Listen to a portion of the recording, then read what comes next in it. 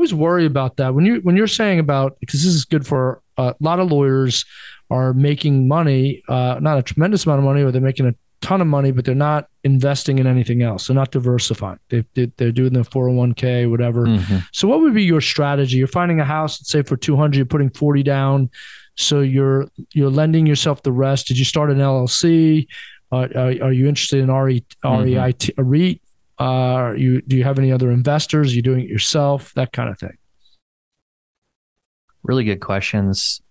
The easiest passive way to do it would be to find a syndicate, a Cardone Capital, an Open Door Capital, Ken McElroy, or one of these companies, right? And they find the deals.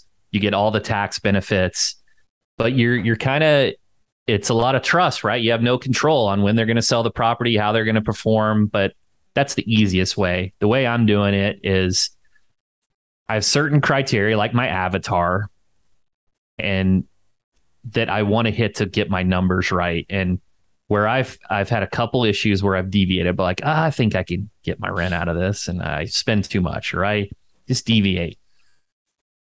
Some simple rules that I go by is the 1% rule.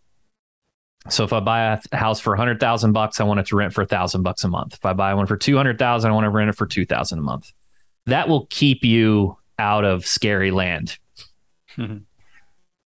I typically invest into the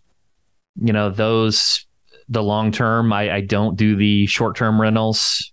They're a little bit, you got to run them more like a business, because then you're factoring in reviews, and we talk about everybody needs reviews, right?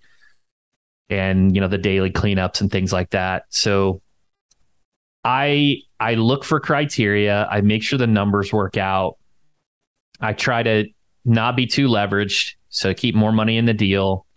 And then I'm just watching the rates. For example, right now, you're going to get access to deals. Now, there's going to be some stubborn people that are holding on to deals and not selling, but there will be some people that will accept deals lower. They're not going to be 20% over in most markets like it was in the boom. And you're going to get a rate that's not good, but you just refi in 2 to 3 years.